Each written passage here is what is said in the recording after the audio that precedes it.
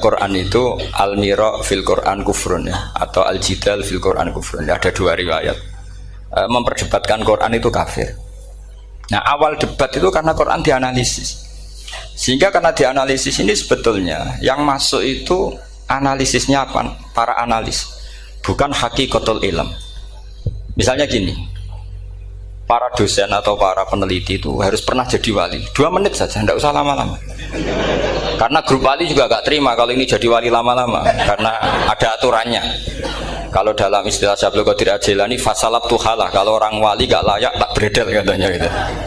Misalnya begini, ada kiai yang milih zuhud, cuek terhadap perubahan zaman. Sebetulnya orang analis akan bilang itu cuek, tidak peduli dengan sekelilingnya.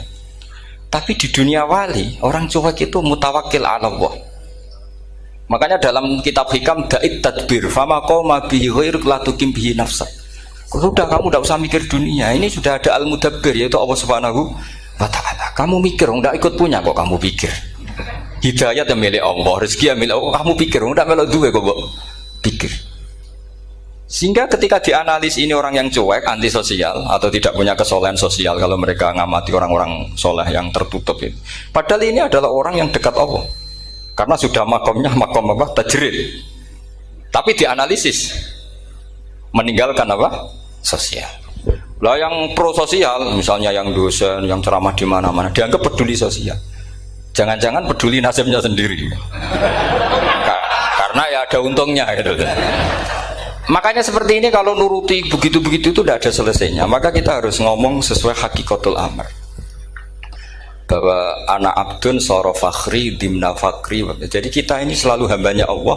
Yang menjadi kebanggaan kita adalah mulazamatul faqr, bahwa kita selalu butuh Allah, baik diucapkan maupun tidak. Dan itu ilmunya para wali. Jadi khawatir saya kalau alumni-alumni Al-Munawwir ini menjadi korban analisa para analis yang belum pernah jadi wali. Itu biasanya metodenya Masya Allah. Misalnya metode hafalan cepat. Indonesia tuh Islamnya moderat. Terus kita cari dari kelompok 73 ini mana yang moderat? Apalagi Islam Nusantara ini kelompok keberapa lagi? Kan terus bingung secara referensi. Nggak apa-apa, kita jadikan hiburan istilah Islam Nusantara, Islam moderat, Islam ekstremis, Islam. Jadikan hiburan, tapi tidak merubah ilmu kita yang mau rusak dari Rasulullah SAW, yaitu bahwa umat ini hanya terbagi 73. Itu ada riwayat mengatakan 72 masalah, yang satu benar. Tapi ada riwayat kebalikannya, 72 itu benar, yang satu salah. Itu di dunia ilmu hadis diperdebatkan kuat mana riwayat itu. Tapi karena kita ini terlalu mengkonsumsi orang yang nggak ahlinya, ya sudah sepihak tadi, kita hanya menguatkan riwayat yang 72 masalah, yang satu benar. Tapi pertanyaannya, kuat mana dua riwayat itu? Kita yang ahli sunnah itu baca beberapa teks hadis, itu banyak ahli hadis yang mendukung dua-duanya. Nah, padahal logikanya secara ilmu wal hadis idza tatarraqahul ihtimal saqata anhul istidlal, ya kalau ihtimalnya banyak ya sudah nggak usah dipakai dalil. Tapi kan kita ndak etis ya, karena guru-guru kita juga pakai dalil itu. Tapi sebetulnya di sarah-sarah itu dijelaskan. Apalagi di kitabnya Habib Muhammad bin Abdillah Al-Haddar, mertuanya Habib Zain bin Smith, juga mertuanya Habib Umar Hafid. Beliau termasuk orang yang setuju 72 itu benar, yang satu yang masalah. Ketika ditanya siapa itu Az-Zanadiqah, orang-orang yang sintik. Yang satu kebalikannya, 72 masalah, yang satu benar, siapa itu ahlu sunnah wal jamaah. Nah kalau kamu mau neliti secara serius, lafaz-lafaz seperti itu polanya sama. Semua ilmu ada pola seperti itu. Misalnya di Quran ada istilah fi yaumin kana miqdaruhu khamsina alfasana. Ada istilah lagi ka alfisanatim mimma ta'udun. Itu kan hitungannya beda jauh, yang satu 1000 tahun, yang satu hanya 50 khamsina alfasana, 50 ribu tahun. Ngitungnya gimana? Ngitungnya gampang saja kalau kita tidak punya tradisi menganalisis. Ketika Abdul bin Abbas ditanya, lalu ke alfasanatin maknanya apa? Khamsina alfasana maknanya apa? Ya yaumun aradahu, itu hari yang dikehendaki Allah. Kamu tidak perlu tahu. Memangnya kalau kamu tahu terus mau apa?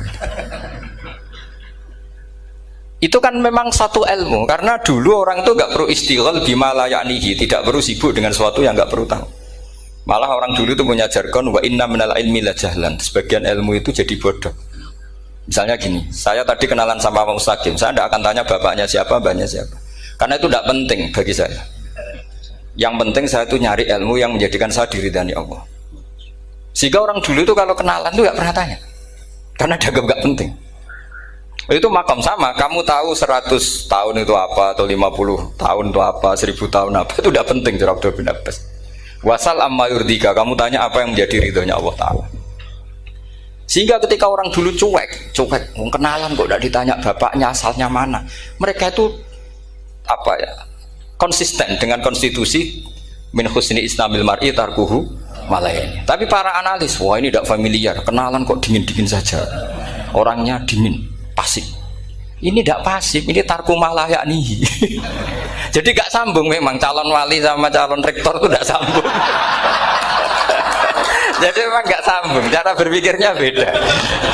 Makanya saya mohon ini apa ya? Ya itu tadi saya sudah cocokkan sama Gus Darin. Jadi kalau kamu daftar ya monggo.